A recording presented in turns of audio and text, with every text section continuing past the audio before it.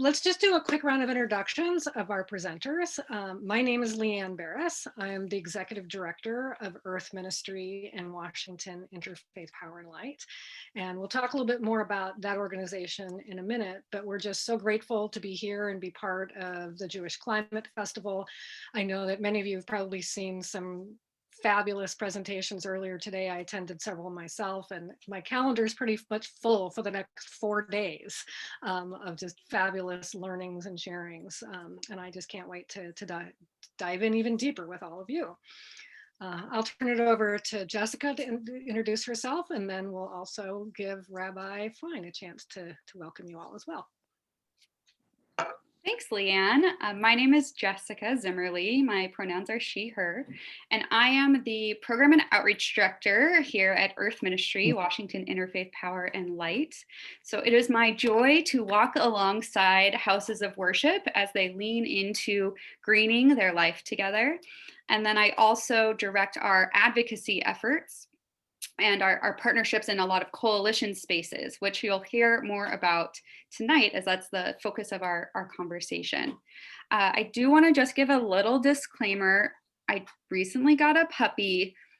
She's chewing on a stick. If you hear a weird noise when I'm unmuted, I apologize, but it's keeping her distracted. So I'm gonna let it be. So that's what that noise is.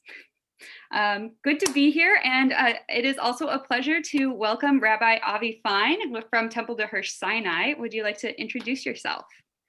Happy to. Thanks, Jessica. Hello, everybody.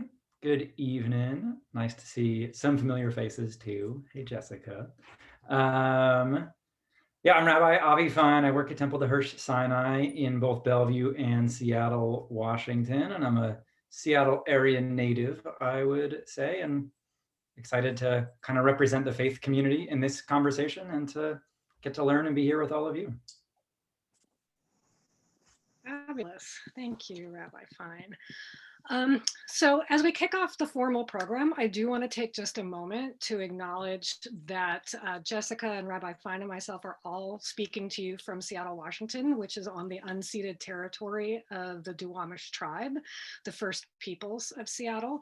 And we like to start events like these with formal land acknowledgements to both honor indigenous histories and the land on which we live and work. So I encourage you to look up the indigenous peoples of your area, and Jessica is going to drop a link into the chat that will allow you to do that. And so just copy and save it for later, because it's actually a fascinating map that shows you all the indigenous lands, and so you can find out who the first peoples are of where you live now, or where you were born, or of your ancestral family. It's just a really useful tool. So look for that in the chat momentarily. I'm going to share my screen just for a minute here and tell you just a little bit about Earth Ministry in Washington Interfaith Power and Light. Jessica alluded to it, but we are a multi-faith organization, and our goal is to transform faith into action for the well-being of communities and the environment. And we do a lot of that through hands-on activities like greening congregations and working with houses of worship to implement sustainable practices. But we also are very focused on interfaith advocacy, and that is the focus of our session tonight, sharing success stories in fighting fossil fuel projects here in the Northwest and interfaith coalitions. And so environmental justice really undergirds everything that we do. And our stories and success stories have been used as models for other coalitions across the nation. And we've been honored to be able to present a workshop very much like this at national conferences in Chicago and Washington, DC, and in Austin, Texas, and around the country. So we're very glad to be able to share this with you tonight. And Jessica is going to kick us off with the actual program piece today. So I'm going to turn it over to her and let me know when you are ready for the next slide, Jess. Thanks. Thanks, Leanne. So as you hopefully saw in the program description for our time together tonight, our focus is looking at success stories around interfaith organizing to halt fossil fuel mega projects. So to begin, I am just going to provide a bit of the overall context in which we stepped into these campaign efforts. And then LeeAnne will share some more specific tactics on them. So right now I'm painting the big picture for you. And it begins with a declining market for fossil fuels in the United States, which we know is good and aligns with our values as we are working toward a more just and clean energy economy. And we, about a decade ago, started to see a lot of proposals popping up along the Northwest for fossil fuel export facilities. And I could tell you the story, but we have a short video from our partners at the Sightline Institute, which is a research think tank here in Seattle that does a really nice job of kind of explaining our regional identity in what we like to refer to as the thin green line of saying no to fossil fuel projects. So I'm going to ask LeeAnne to bring up that clip. It's just about 2 minutes. So hopefully our audio will work here. And if someone could give a thumbs up that they can hear it once we click play, that would be great.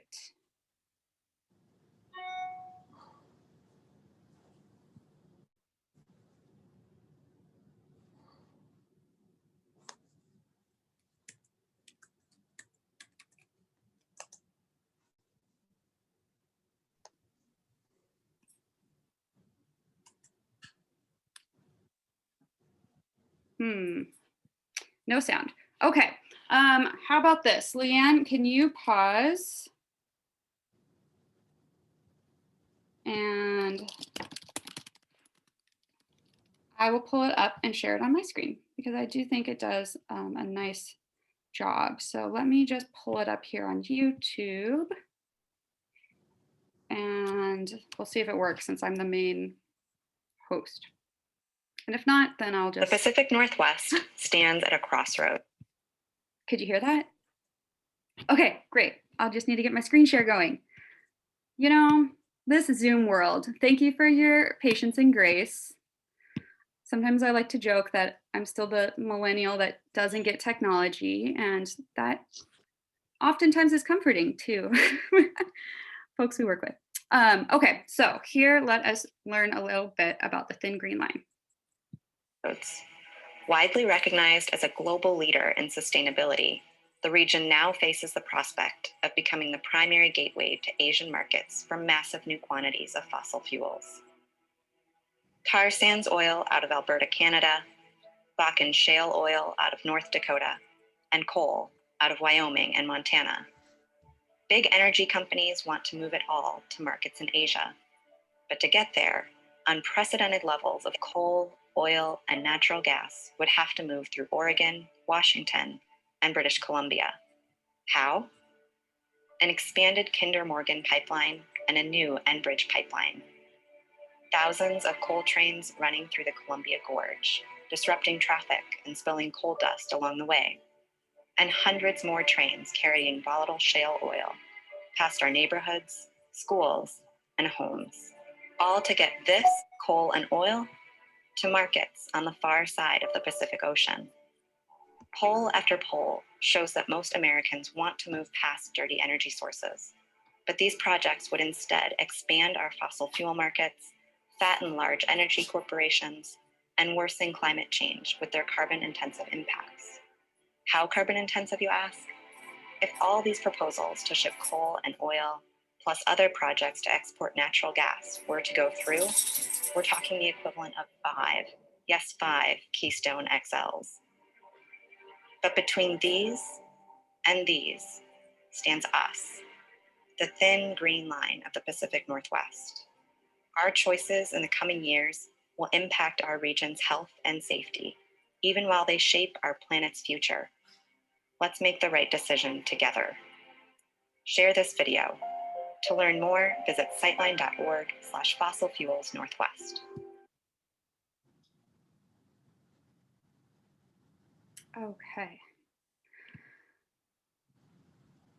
So that video has a rather somber tone to it. You might have noticed the date on that post is 2014. So that was in my second year of organizing around this effort.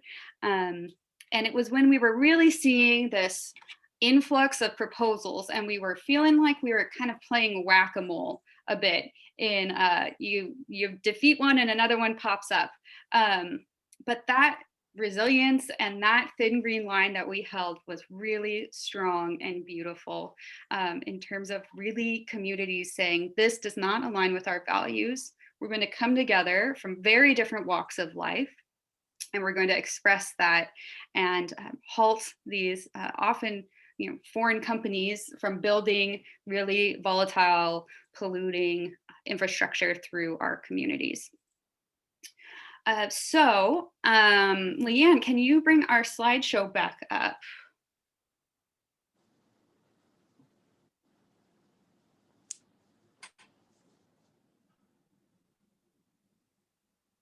So this is just another graphic that shows, is also from the Sightline Institute and is kind of showing the variety of projects proposed. This is actually an interactive map that is hosted on the Sightline website. So you can play around, zoom in, click through, but you'll see a lot of proposals here that are red. And those are ones that we have defeated in the Northwest. And I think that this isn't even the most recent update, because there's one I see that's blue that we just defeated like last week, I think it was, maybe it was 2 weeks ago now. Time is weird these days. But you can see that there have been a lot of victories, and also, like I said, a lot of proposals. Many of these are centered in communities that are more low income, blue collar communities. You see out on the coast, along waterways, of course, because shipping by barge, by very large tankers, literally larger than the Panama Canal, is the size of some of these tankers they were talking about to transport coal. So I'll walk through all of that, but I just wanted you to just kind of see the spread of proposals, and become familiar with this concept of the thin green line, and how it came to be is what we'll move more into. The one last thing before we change slides is I'll share that really it's unfortunate that many of these proposals are on native land. And so much of what we're talking about in our coalition efforts revolves around allyship with indigenous nations who are defending their treaty rights and saying no to fossil fuels being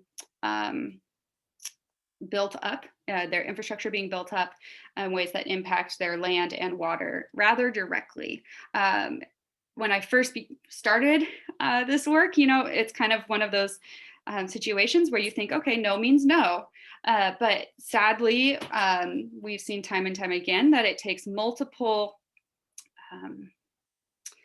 instances, pushbacks, leadership from Native nations for that no to really be heard by the US government and our local government, which is really a racial justice issue at its core.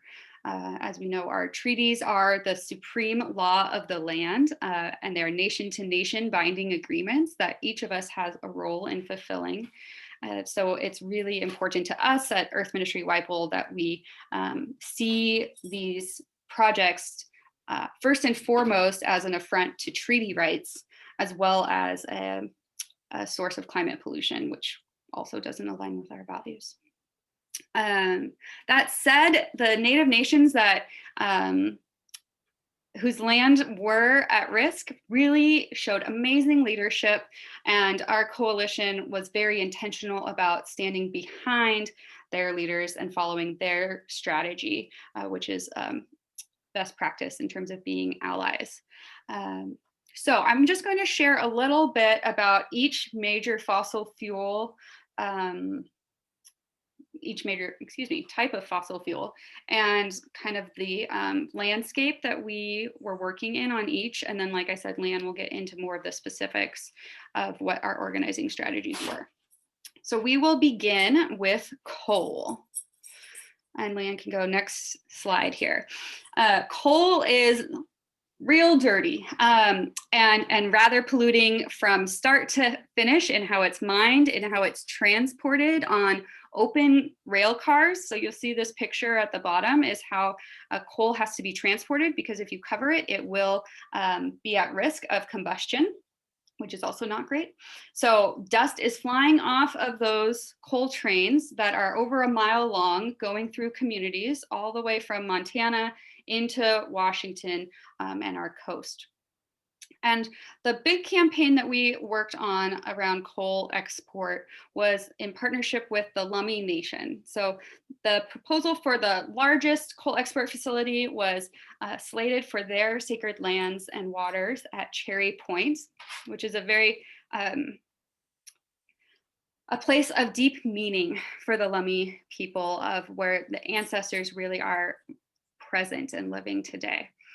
What you see at the top of this slide is a really powerful event that I actually ditched my college classes to attend because I was still an undergrad at the time, where the Lummi made this very public statement that their land is not for sale, because the company with this proposal was trying to give them a rather small amount of money to buy the rights to build this very dirty facility on their sacred lands and waters. Our engagement with Lummi Nation was initiated by tribal leaders within the Treaty Protection and Sovereignty Office. And it's a beautiful instance of upholding promises, which is very important for us in the faith community. So looking back in our region, we have an interesting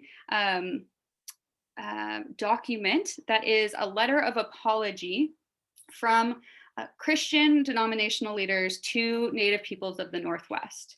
And it acknowledges the harm that was done at the hands of Christian missionaries in our early United States history. I know that we're talking to a primarily Jewish audience, but I think Christianity as a tradition is especially complicit in erasure of Native culture and spirituality. And so we take that very seriously. And it's kind of where we started stepping in, because Lummi brought forward this letter of apology signed by bishops from across the state that said, we acknowledge our wrongs and we've got your back moving forward. We want to be better partners and allies. And so they said, hey, remember this? We're calling in this favor. Earth Ministry, help us out. And we said, yes, okay, here we are. So we began there, and then our work became increasingly interfaith and integrated over time as that initial prompt kind of set that groundwork for rebuilding trust. The good news is that after 4 years, this project was denied, and the main reason was on the basis of the Lummi Nation's treaty rights. So here in Washington, there's a big case called the Bolt decision, that a legal case that came to the conclusion, rightly so, that Native nations have the right to fish in their usual and accustomed places and at least have a 50% catch of the traditional amount, although we are seeing declining salmon runs these days. So based on those treaty rights that was affirmed by that legal case, this project was denied, which was really a long time coming, but also really the kind of first major fossil fuel project to be denied on that basis of treaty rights. This is all before Standing Rock and the Dakota Access Pipeline. I think it could be said on a national level that the fight that the Lummi led really did set the stage for further indigenous leadership against fossil fuels across the nation. So that is a really central starting point. Then what we saw is, okay, so we have all this awareness around coal export. The Keystone Pipeline was beginning to be something really drawing public attention. And so in the meantime, oil companies said, okay, well, people are making a fuss about pipelines, so let's just start shipping more of our crude oil by rail. So we started to see these increases of, again, very long trains that are these black tanker cars. You know, not taking it lightly, often call them exploding oil trains because, again, they're very volatile. And the oil that they were carrying from the Bakken region of the Dakotas was extra volatile. And so the risk was increased over what had historically been moving by rail, as well as the quantity was just booming. We were just seeing it go up and up. There became some new proposals for destinations for this oil to be processed and shipped overseas once again. And that also happened to threaten native waters and lands. So the main campaign we'll focus on is with the Quinault Nation out on our coast of Washington and Grays Harbor. They are a nation that is actually being very proactive in addressing sea level rise on their reservation, and moving facilities because of sea level rise is really directly impacting their way of life. So not only is Quinault at risk, it's also a tsunami zone. It's a very low income community in Grays Harbor. And they were looking at building 3 crude oil facilities that would increase the rail traffic significantly, going over very old bridges, blocking off shopping centers. That might be the only way for emergency responders to get in and out. And the rail lines just went right in front of the only entrance in and out of their main shopping area. Definitely not what we wanted to see. And again, the people of faith turned out and turned out and turned out, because we had these 3 proposals. Each proposal has multiple hearings. So LeeAnne will talk more about that. I'm tempted to get into it, but we just kept showing up and standing behind leadership of Quinault especially. And eventually those proposals were all pulled and revoked. I'll also add, we stopped a huge crude oil facility in Vancouver, Washington, which is also a more working class community port area along the Columbia River. So we noticed the oil train and responded in our well-organized fashion, applying what we learned from coal export. And now we've got some lingering oil. We stopped that big one in Vancouver. There were some smaller expansions that we also halted. And we're now turning towards our 3rd fossil fuel, which LeeAnne can switch to, is fracked gas. So you might know this as natural gas. Please, please, please, let's call it fracked gas, because the reality is that gas is fracked, and calling it natural is 100% industry malarkey that is trying to, we call it greenwash the product. So makes it sound like, oh yeah, that's natural, right? That means it's got to be pretty good. So we've seen a lot of greenwashing around fracked gas, also can be known as methanol. Its byproduct is methane, which is much more polluting than carbon dioxide. And it's mostly transported by pipelines, yet it has really high rates of leaks that cannot be prevented. So this is, now that we've really kind of shut the box on coal, here in Washington, we also have phased out our last coal power plant, which is Earth Ministry worked on as well. So we kind of closed that box. There was some lingering oil, and then fracked gas really became the next wave and was really being pushed as a bridge fuel. And we had to show up and say, no, we don't need another fossil fuel. We don't need to invest in infrastructure that will be online for another 40, 50 years. In the meantime, what we really need is actual clean energy. So that is still an ongoing, very much current campaign. And there's still a lot of public awareness and education around fracked gas that we are helping to coordinate.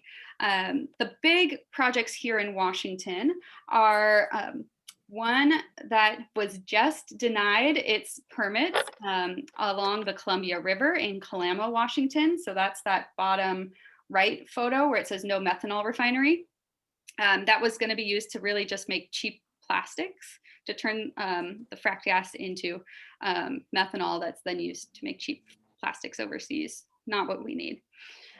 And then the top right image is from the Puyallup land in Tacoma, which is south of Seattle, about an hour. And you see a big tank in the background. That is the LNG tank there. So LNG, liquefied natural gas, we call it the fracked gas facility. And the Puyallup's leadership has been amazing in saying no to this facility. Unfortunately, there's a bit of a loophole around the land and waters treaty rights because the land that it's built on did not exist at the time the treaties were signed. So that is an unfortunate issue. Like really, it's just adjacent to the reservation. It is definitely going to impact the water there. It's in an already heavy industrialized port area with compounded risks. So that is our big current campaign that we are still showing up on. And there are more opportunities to learn more specifically about Tacoma LNG. Earth Ministry is partnering for another event at the Jewish Climate Festival with Hillel at the University of Washington tomorrow night. That will be going into more depth. So if that piques your interest, I will be putting that link to that event in the chat later on, so you can click through. The last thing I want to say is, so we're really like honing in on our organizing that's in solidarity with tribal partners. Not every campaign was proposed on native land or water, but really across the board, really we're in kind of disenfranchised communities. And in these spaces, we really wanted to show up as people of faith and ensure that nobody is going to be left behind. And faith leaders are really trusted spokespeople to share that message and also just to hold space for that conversation. So LeeAnne will share more about what that looks like. The other big piece in terms of overall strategy was how we really connected communities all along the rail lines. So there were some towns in Eastern Washington that could have seen 40 plus trains a day if these coal export facilities went through. You know, they didn't have any benefit in terms of the handful of jobs that might have come from the facility. They only received the risks. And even though they were far away from the facility itself, their voice really made a big difference. There's been some great news articles popping up recently that reminded me how there were like ranchers and folks from Native nations in Montana who made the journey all the way over to Seattle for these hearings because they said, hey, this impacts my livelihood, my health, my way of being. So organizing across those communities was really an important part of how we stopped all of these facilities.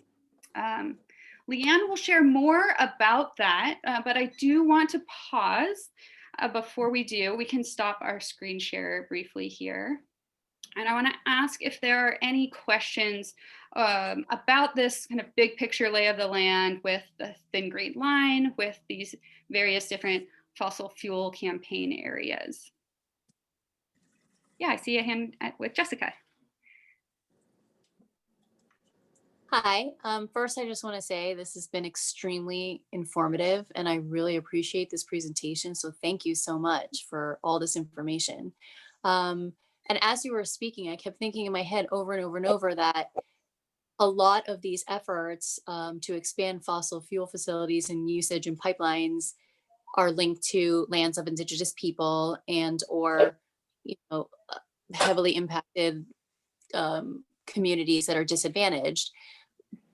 And that's unfortunate, and I'm glad that their leadership was helping and working along with you, but I'm wondering if they, like, a lot of the wins sound like they were connected to those facts, and I'm wondering if they weren't on native lands or impacting lower income or disadvantaged communities, just the fact that fossil fuel is a dirty energy source in and of itself sounds to me like might not have been enough to stop many of the things that you're referring to. And that, I can't even believe that, and it worries me. And I'm wondering what your perspective on that is, given that it's 2021. And I mean, I have been working on things like this for God knows how many years. And I know a 80-year-old woman I keep in touch with who's been fighting this fight for God knows how many years, that the fact that it's just dirty energy isn't enough to win these things is really concerning me at this point. And so I was wondering what your thoughts are on that. Yeah, thank you, Jessica. I really appreciate that question. So I've been in this 8 years.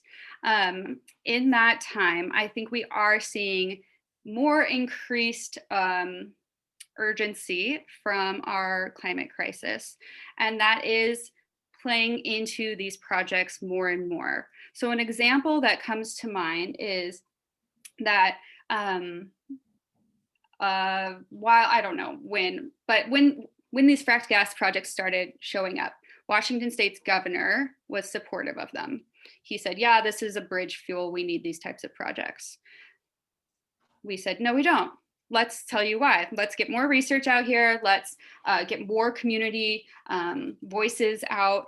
Earth Ministry organized a clergy letter that was in solidarity with the Puyallup tribe around the Tacoma LNG facility, but also was saying, hey, fracked gas overall is wrong. This is not aligned with our values. We delivered that to the governor's office with a local rabbi and a pastor and had a really values-based conversation about that.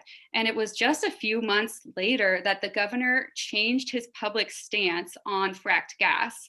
And in doing so, stated his conscience and said, we're learning a lot more about how polluting methane is. This is not what we need to be investing in right now. Our climate crisis is dire, and I cannot in good conscience continue to support fracked gas facilities. So that shows a bit of that shift in terms of his leadership, which certainly has influence as there's more science emerging, as there's more public opposition being vocal of saying, this project is wrong on many reasons, and climate pollution is definitely up there. I think in the earlier campaigns around coal export, there was a lot more, coal is bad. We kind of got that. There was this myth of clean coal. But what really helped, in addition to treaty rights, was the human health impacts, because you can actually see coal dust build up on windowsills of houses along rail lines. So I do see that trend in what you've pointed out. And I also notice more and more the climate impact itself being cause for concern and redirecting action.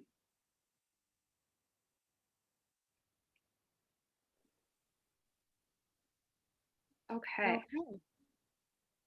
All right, well, thank you, Jessica. Well, we're going to keep going. There'll be time for more questions as we go through, but since the subject of this session is interfaith success stories, now I'm going to pivot and tell you a little bit how the faith community here in the Northwest engaged on these fossil fuel campaigns and is still engaging on fracked gas. And then I'll hand it off to Rabbi Fine to talk a little bit more specifically about some of the current actions around Tacoma LNG. Let me restart the screen share here. Okay, pick up where our heroes left off last.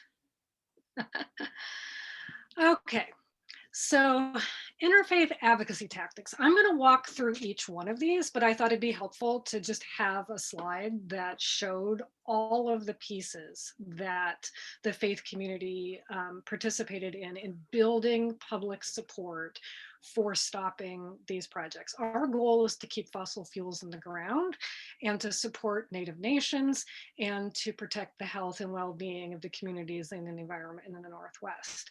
And so we spoke as a moral voice across a wide range of events and activities and opportunities to engage with decision makers.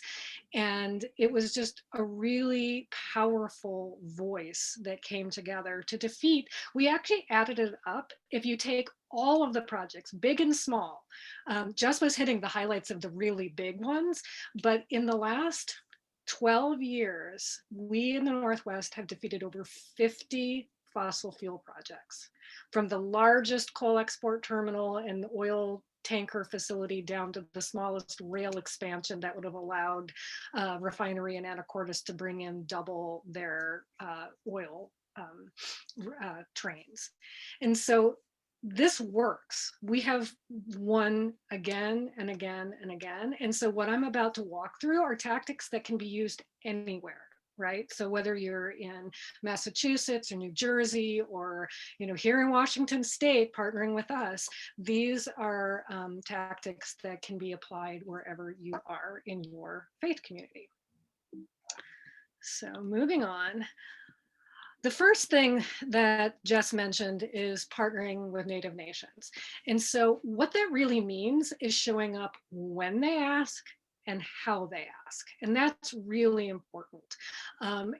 We really encourage you not to just run right out and start doing stuff and saying, I'm an ally with the tribes. Like that, we all know that we mean well, but especially as many of us are white folks, like we need to be very conscious and cognizant of showing up in ways and in doing the things that we are specifically asked to do by tribal leaders. The Lummi, when they were kicking off the coal export campaign, as Jess said, came to Earth Ministry and said, we want you to help organize the faith community around this issue. And they had their own events, Lummi Totem Pole Journeys, where every year for 7 years, from 2013 through last year, we were going to have one this year, but of course the pandemic put a kibosh on everything. Jewel James, who is the native gentleman in both of the two photos here, is a master carver. And he and his team of carvers at Lummi Nation crafted a different totem pole every year of those 7 years. And we at Earth Ministry partnered with them to host totem pole journey events around the Northwest. Most of them were held in houses of worship, and it brought people together to hear directly from Native leaders. Elected officials came, faith leaders of all different faith traditions and denominations came to show their support and live into the moral call to be good allies and understand that, especially as people of faith, we need to honor promises and relationships with Native peoples. And it was just, these were incredibly powerful events. People did laying on of hands and praying and different faith tradition prayers over the totem pole. And they were just really powerful events. And so, this is one that was held at Har Shalom in Missoula. Fantastic crowd. Missoula is not a big city. Tons of people came to this event and were just really moved by the stories that were shared, and Native elders talking about what this means to them, local faith leaders speaking out and saying, we are with you. We helped with the logistics for that event and the turnout for the event, but it was their event, right? So that's, again, understanding our role. We did not claim these were our events. We helped and provided staff assistance and support, but stood behind the leadership of Lummi Nation on these issues. And this is two different events, one at the standing room only in the Episcopal Cathedral in Seattle, and then in Spokane, Washington, a different bishop spoke and blessed the totem pole. And people, from all traditions came and witnessed and were part of just what was a really powerful and moving series of events. And so all told, I think there were probably close to 40, 45 totem pole journey events over the 7 years, and literally tens of thousands of people in the Northwest came to hear from the Lummi directly and to be in the presence of, the sacred moment. So we helped with that.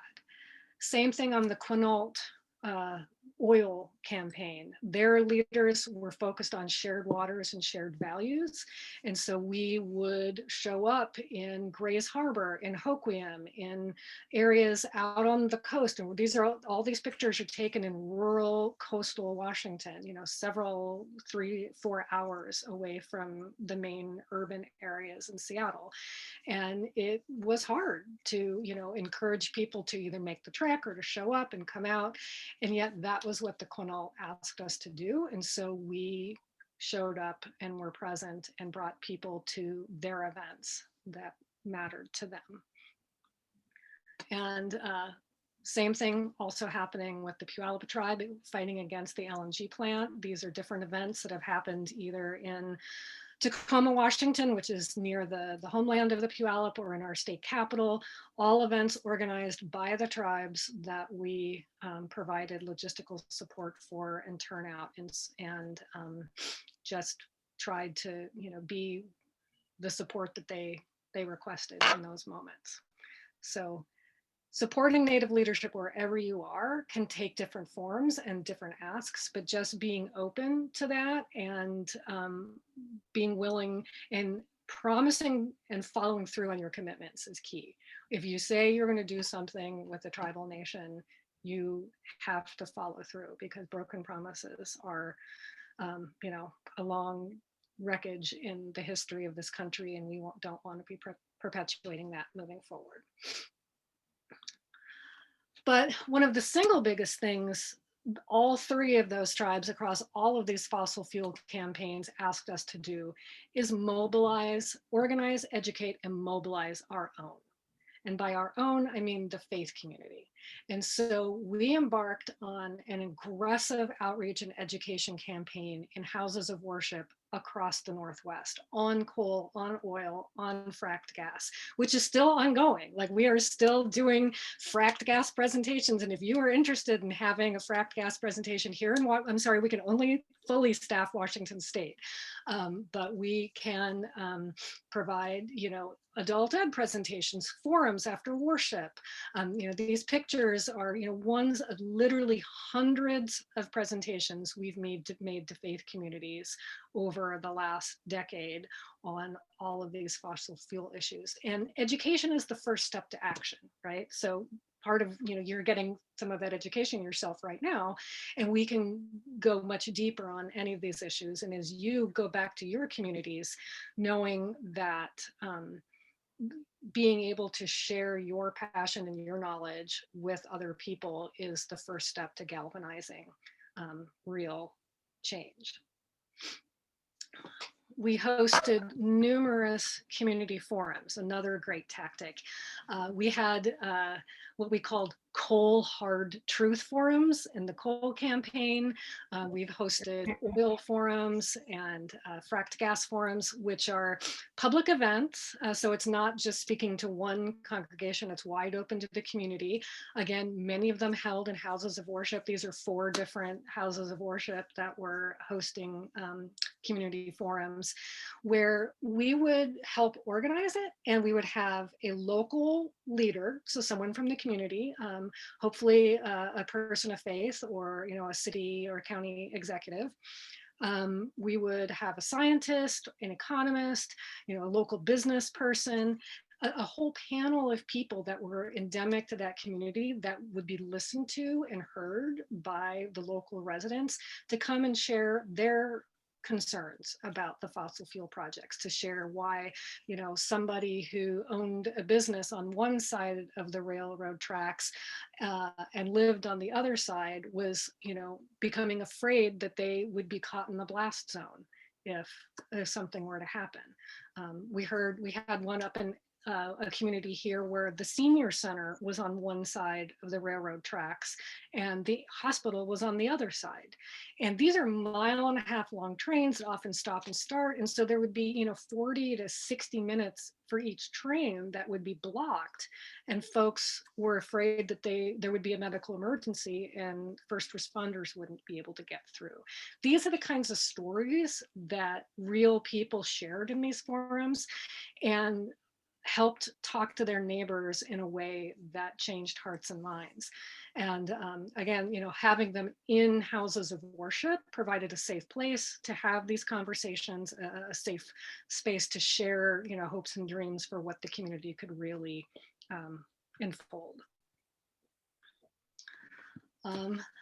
One of the best ways to someone's heart is through their stomach, as we've all heard. So especially in some of the more rural areas, we held faith leaders breakfasts where we invited local clergy and lay leaders to come and literally break bread and, share a meal and talk in a more faith only setting about, some of the concerns that they would have either with, trying to answer concerns of congregants about, well, won't this bring jobs? How can I speak out against this if this is really going to be an economic boon for our community, debunking some of those myths and showing how it actually would harm the economy, and just having a more faith only space to share those questions and comments and feedback. So that was a really powerful tactic that we used.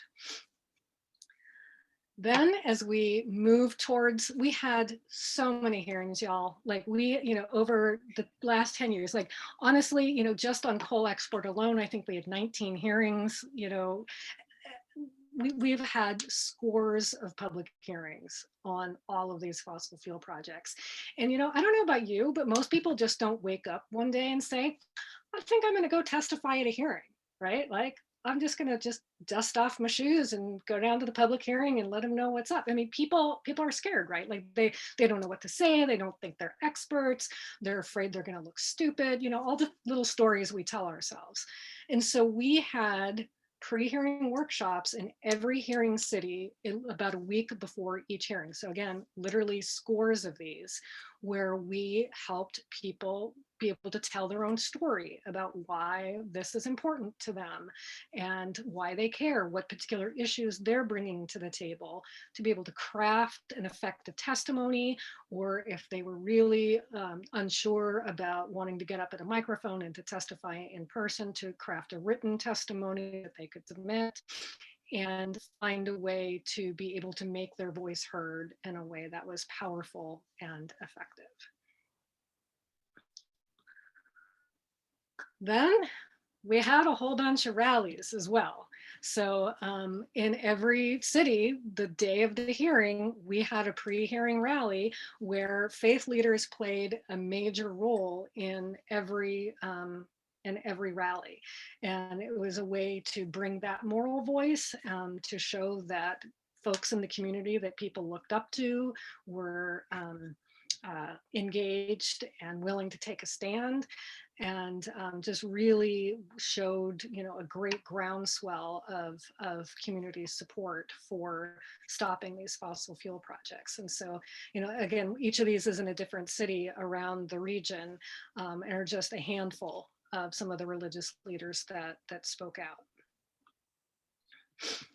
And then the hearings themselves. And so we worked really hard with all of our partners in the Jewish and Christian and Muslim and other faith communities to turn people out to these hearings. And we succeeded. The picture down below is a Seattle hearing where we had 2 huge ballrooms in the State Convention Center, packed to standing room only, overflowing. But the one right above it, Longview, Washington, very rural, very conservative community, which was the site of one of the proposed coal export terminals that 5 years earlier had been seen as an economic boon for the community, and people were welcoming it with all arms. And you can see, red was our color. If you can't tell, with these lovely Muslim ladies dressed at head to toe in red, the room was filled with folks in red speaking out against it. And so just being able to, do the phone banking, the emails, the connecting with all the people we talk to in those forums and those educational workshops, literally tens of thousands of people we were able to work with our partners to mobilize to speak out at these hearings. Then, sometimes folks can't make it to a hearing and, won't be able to submit a comment in person or to testify in person. And so we had other ways folks could speak out. We had made these fancy little fake iPhones that we handed out at every presentation, giving people the phone numbers of key elected officials to call.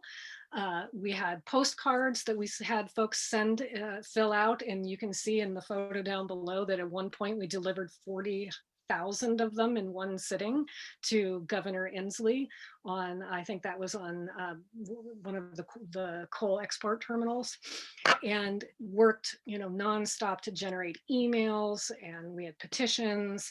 And, again, lots of different written type public comment strategies, but finding ways for people to be able to plug in even if they weren't able to attend one of the hearings in person. And then media, people are saying the newspaper is dead, but long live the newspaper. I have my Washington Post subscription that I pay for, but media is a huge way to amplify the faith voice. And so, these are various op-eds written by faith leaders, articles featuring the work and the perspective of denominations and individual faith leaders who have been willing to take a stand. And again, this is just the tip of the iceberg. There are tons and tons of media hits that we helped behind the scenes. Again, this is not something that you say, well, I helped write that op-ed that Anson Leitner wrote. It's something that we helped support behind the scenes and gave our spokespeople the tools to be able to put it in their own voice, but helped support them every step of the way to make a lot of these press hits happen. And then last but not least, for the millennials among us, we started using social media much more regularly. And I know that Rabbi Fine has participated in this campaign himself, but this is our Fracked Gas is Not Faithful support for the Puyallup tribe.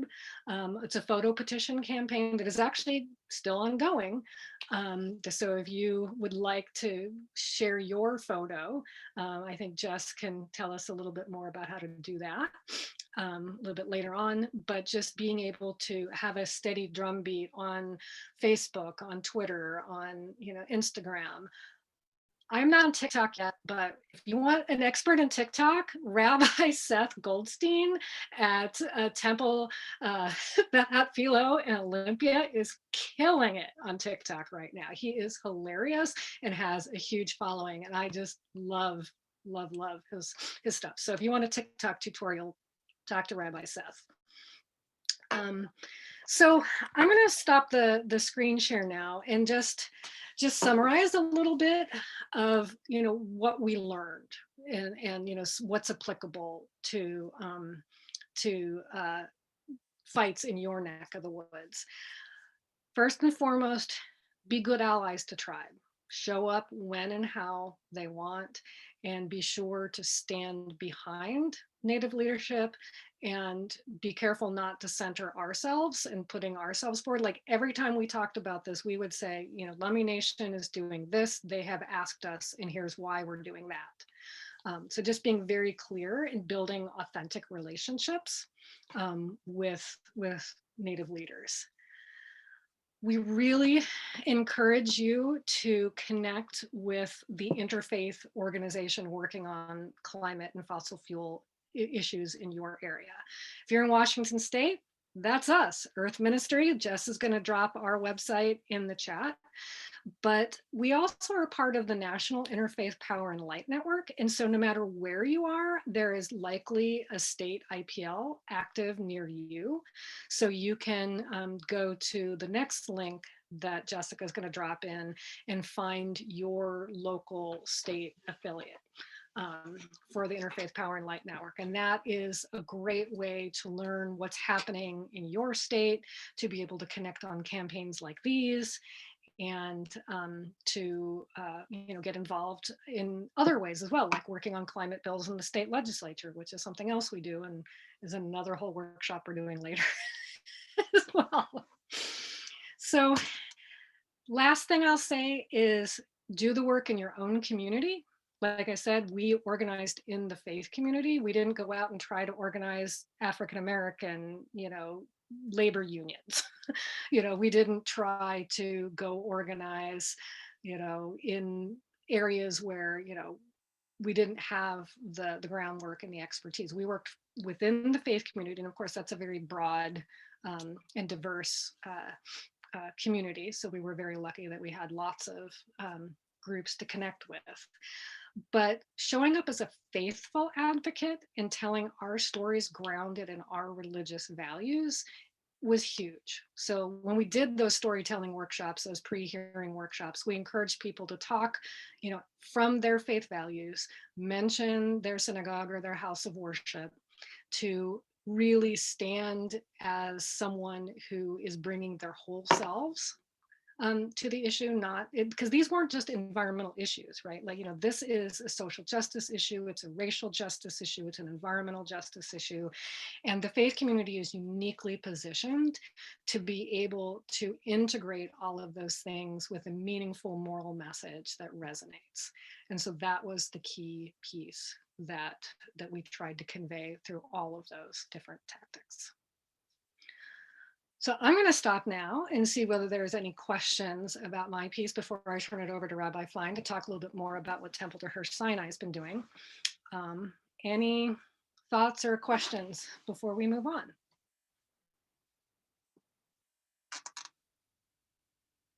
Stunned you into silence.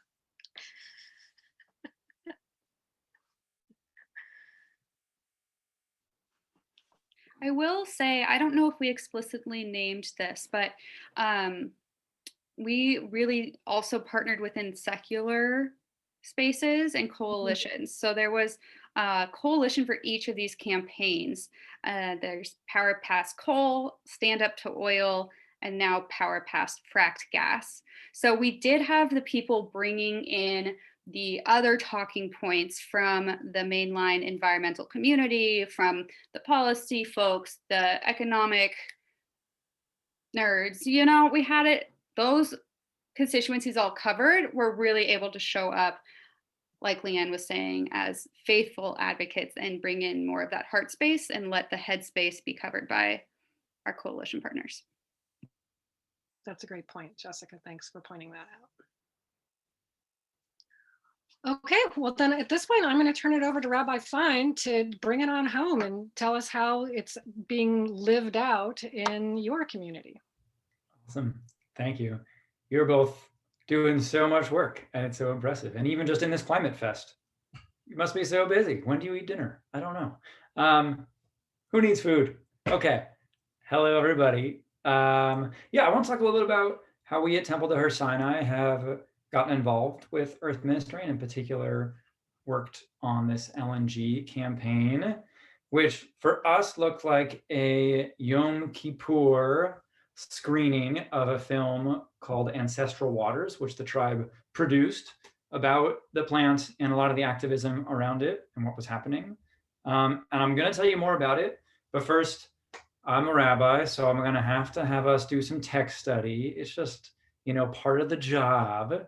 So a few texts informed that decision, and I'm going to have you discuss a text that I think came to play as I thought about why Yom Kippur for a day to do this. And one of the speakers in the movie talked about the fragility of life and of water, and I thought it was a perfect parallel with the message of Yom Kippur, which is our lives are short, that they are fragile, that we're vulnerable, and that we all make mistakes and we can turn towards better ways. This idea of tshuva is such the theme of the high holidays of repentance. And I think really comes to play when we are talking about climate work, because we have to admit the mistakes we've made and we can still move forward in much better ways. This particular text I'm going to bring talks about fasting, which is an integral part of Yom Kippur as well, that we deny ourselves some humanly pleasures, and that allows us to focus on asking for forgiveness of our sins. So I'm bringing you the text from Isaiah. I think it's Isaiah 58, which is what we read in the Haftorah, if you're familiar, where Isaiah is talking about the fast. So I'm going to paste it here in the chat. Boom, it's there. Excellent. I don't remember if the chat goes to you with your breakout rooms or not. So I'll invite you to copy it. So you can highlight it and then do a little copy and paste into somewhere else on your computer. So that way you have it with you.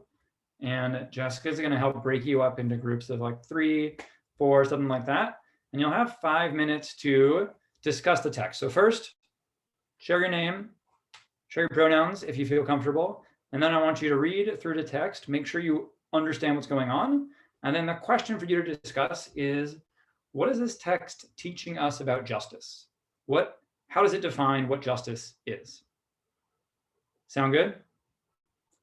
Anybody have any questions about what you're about to do for the next 5 minutes? Okay, you're good. Go for it, Jessica.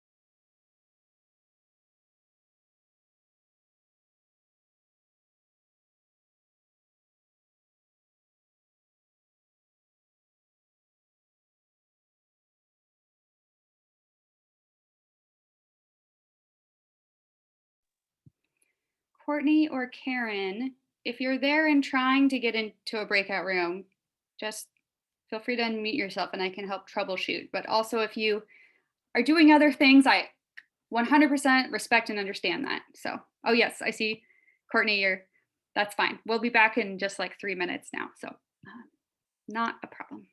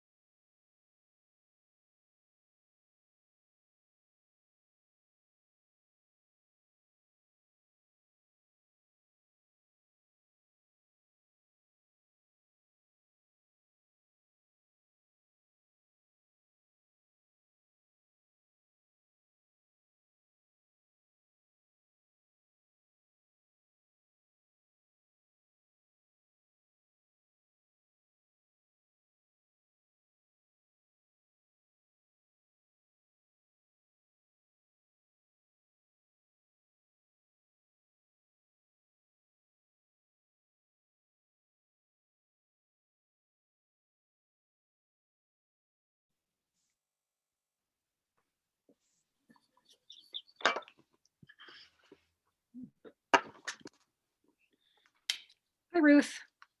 Hello. Hi, Laurel.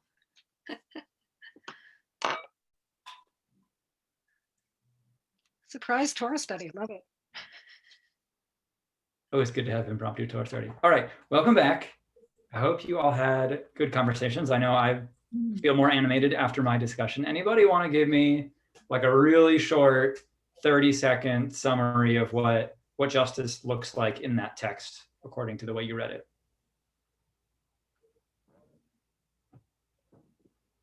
I know you were all talking. Betsy, were you going to say something? I'm just saying we're all so shy all of a sudden. I don't need to be the one to speak, but if no one else will, I'll. I see a hand. Margie, you want to go for it? Yeah, I just see it as action versus talking, following through, as somebody in our group said, authenticity. Nice. Nice. Love that. Authenticity. Anybody else want to offer a reflection? You don't have to. Okay, Betsy, go ahead. Well, as Elizabeth and I were sharing, it's not a focus on me. Look at me. Look what I'm doing. But what are the people around? What do the people around me need from me? Prioritizing the needs of others, committing to the community rather than the self. Yeah, I love that. Awesome. Thank you. Okay, I'm going to keep going. Jessica, can I just ask you, time check, when should I wrap up my section so we have time for wrap up and questions? We had saved time at the end for questions, but we've kind of asked throughout. So I think you can close us out. We have until 6:30 together. We do have a few last announcements at the end. So maybe another 10 minutes or so. Great. That sounds perfect. Thank you. Okay, so as you said, and a couple of the other things that I read out of that text, the pursuit of justice means caring for the vulnerable, which I think is super important. And as I shared in my group too, why I brought this text of all texts on Yom Kippur and why I bring it tonight, is because it says that fasting, which is a stand-in here for religious observance, doesn't work. It doesn't count if you are not internalizing the values that your religion talks about. That you're fasting, as I shared too, but you don't pay your workers enough, then your sins are not forgiven because you aren't living a life of justice. And I think that's why this is such a perfect text for our conversation, which is our actions as religious people have to reflect this sense of justice that we have. If we're not doing it, we aren't living out our religious values. And in particular, when we talk about the environment, this frame of tshuva, of repentance, I think is really so important because we have to admit that we have done a lot of harm. And that is the first step to healing. So that's why I bring that text. And that was a piece of what helped me bring this discussion to my community. So let me talk a bit about what that was like.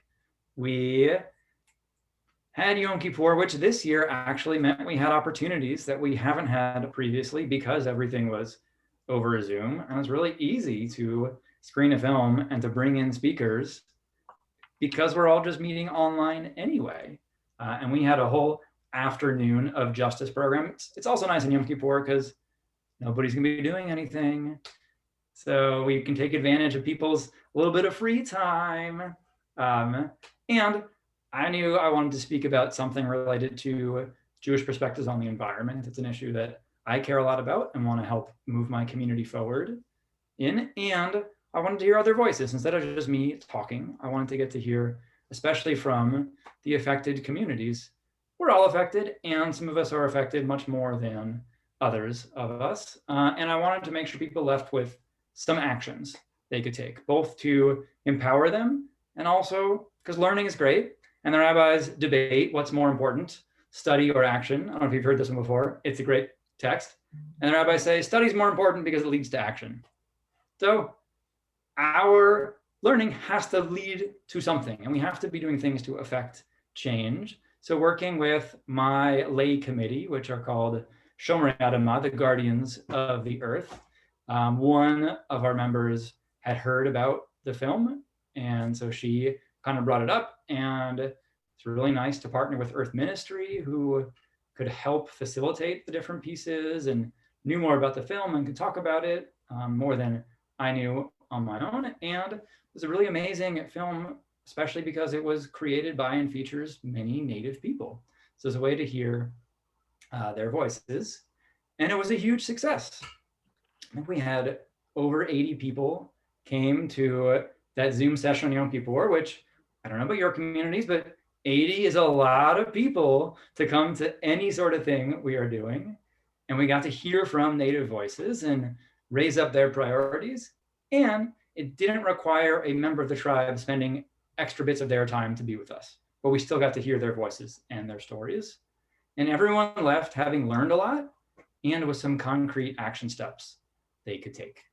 So that meant it was really good for our community. And the nice thing about the film is it's self-contained in a way. Like, you don't have to know anything coming into it, though certainly if you've heard Leanne and Jessica's presentation tonight, then you know a lot of good background, but it's all there. So it's really nice for programmatically just having a really healthy discussion, because you don't need to come in with anything. And yeah, it was fun and interesting, and people left with a lot. Any questions about that event in particular, or kind of what it was like bringing it to my community, to a Jewish community, or my role as rabbi in bringing it forward? Ben, I see you unmuted. Yeah, I guess, I don't know, I'm a little bit more curious about the background of your shul and whether your shul is kind of already has this orientation towards social action. Coming from a synagogue that definitely wants to do good, but I don't know if I would have to check if we actually have that kind of already in progress social action stuff. So I'm curious about how that kind of would get going. Yeah, that's a great question. I think each synagogue is going to have a different history and different characteristics and a little bit different crew of people, and a lot of the same too. We do have a long history of Rabbi speaking about social justice, social action kinds of issues.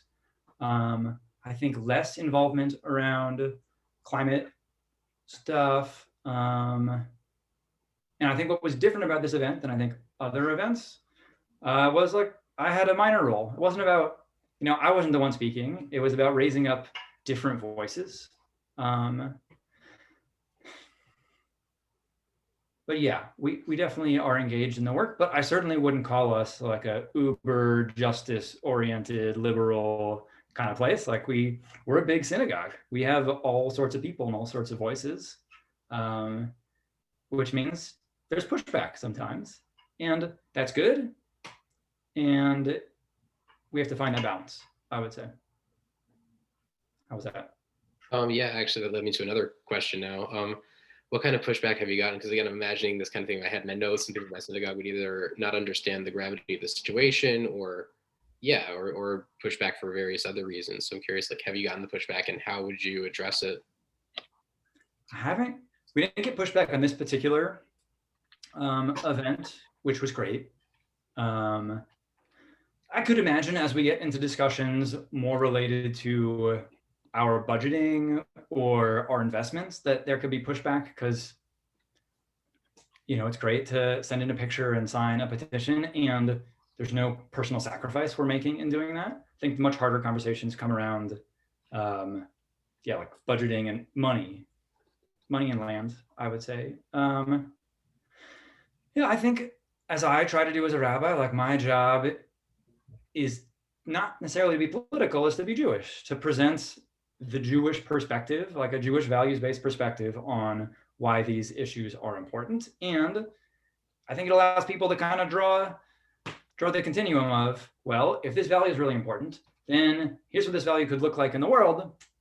And that's my job. My job isn't necessarily to tell people definitely not who to vote for. I can't do that. But even always about policy, though I think it is really important. If we want to live our values, there are policies that reflect those values. But I speak from a values-based perspective. Well, thank you. Yeah. I would love to jump in and share that Earth Ministry is in the process of developing a new resource specifically for Jewish congregations that is an adaptation of our longtime Greening Congregations program. And it involves some of the early stages of beginning the conversation of connecting Jewish values to care for the environment, of how to approach leadership and bring it into community life and set up a green team or whatever you'd like to call your committee. So we are in the process of adapting that as we recently became a fully multi-faith organization. This is important to us. And if you want to stay in touch with Earth Ministry, we will be happy to share that resource with you, Ben, when it comes out, as it really is applicable all across the nation. Awesome, thank you, appreciate it. Any other questions?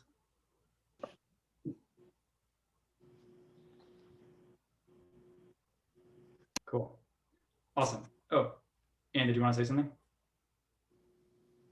No, okay, we're good. Cool. So then, like I think Jessica mentioned too, there are certainly ways to still stay involved with this campaign. You can watch the movie. I think it's up there, the link she posted. And we saw those pictures of people holding up signs expressing their solidarity with the tribe and that this fracked gas thing is not cool. I'm looking at the hashtag here. Fracked gas is not faithful, which I think is a beautiful way, and it's so easy. A way of expressing our values and how they relate to policy. Which reminds me, Ben, I think the other pushback I give to people who push back is that, like, those who say that you shouldn't be political as a rabbi, like, if you read the Torah and if you read the Talmud, they are very political documents. They are advocating for a certain way of life. And to do that, you have to be political because that's the means that we create society. So I think it's a kind of a BS argument. That aside. Okay. And then I'll say too, like, it's really fun to be working with Earth Ministry and a great partner. And, you know, we partnered at Yom Kippur. We're here again today. I met one of the organizers, Maddie, at a march pre-COVID. And it's great to have organizations that are doing really good work and helping me as a professional who doesn't have the time to know what campaigns are happening and what other faith-based communities are doing, and to have that partner is really, really helpful. Because being in a relationship with other faith-based communities is really important, both in a values place and because that's how we have more power. And that's how we can affect greater change. And through this work, like I want to create big change, and we have to do it together. So it's a joy to work with you too, Rabbi Fide. The work is hard, right? But we can do it with love and joy and in partnership with each other. And it makes many hands make light work. Yeah, thank you, Leanne. And I'll finish there. Thank you so much. I want to hop in. I know you put a nice plug in for the photo petition. And I want to share just a little bit of context around that action, because people are kind of like, oh, does it matter?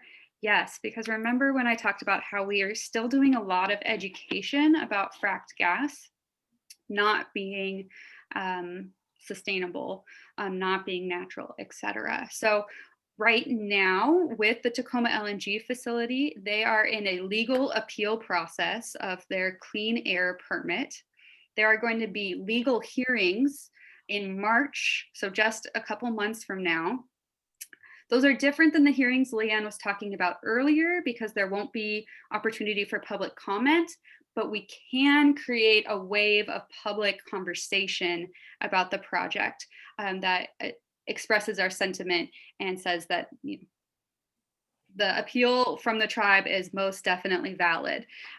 So if you stay in touch with Earth Ministry, you will certainly hear more about Tacoma LNG when there is time to do a more, I don't know, perhaps traditional advocacy action. But for now, sharing within your network, posting, tag us, and we have a whole album of community members who have taken this step that does help spread our educational efforts.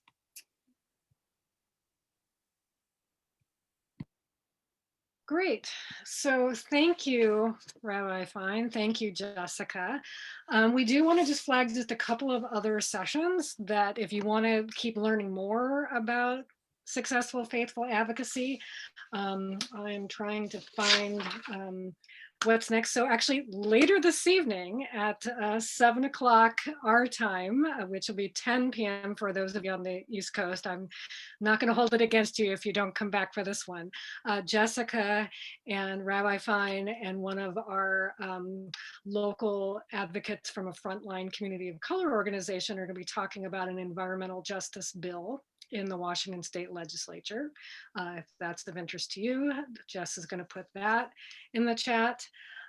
On Sunday, we're partnering with another local rabbi, Rabbi Zeri Weiss, on a Faithful Advocacy 101 session that is really going to dig deep into what does it look like when you're doing faithful advocacy. We just gave you the big picture, pictures now, but really this will take it, that's kind of the 201 session, even though we're calling it 101, how to talk to elected officials, what is advocacy, what's the difference between partisan politics and advocacy, what can your congregation actually do? That's going to be Sunday afternoon. Check your time zones, folks, but just drop that into the chat. And then specifically following on from this conversation, we are partnering with Hillel at the University of Washington to discuss the Tacoma LNG plant a bit more. And that session is treaty rights versus fossil fuels. And one of the speakers is one of their student staff folks who is both Jewish and Native and brings a particular perspective to that conversation. So I would really encourage you, if you want to get more engaged on LNG, to check out that particular session as well. So 3 more opportunities to learn more, but we're just so grateful for your time and your eagerness to dig into some of these issues. We can make a difference. I feel very strongly that, you know, the message of the faith community is one of hope and resilience, and speaking together with one voice, standing in solidarity with Native nations, we have proven throughout these fossil fuel fights that we can and will win. And so, you know, be of good heart, right? We can do this work and be successful. And as Rabbi said, have fun along the way. So thank you for spending your Wednesday evening with us. Thank you so much. Will we be able to have the recording? Yes, we have recorded this and we will most likely make it available through Earth Ministry's website. It may take a little bit of time because technology, and we launched a brand new website today, just FYI. So if anyone wants to go to earthministry.org, literally this afternoon, because we weren't doing anything else, we launched a new website. So look for it there. All right, well, thanks everybody. Have a good night. Thank you.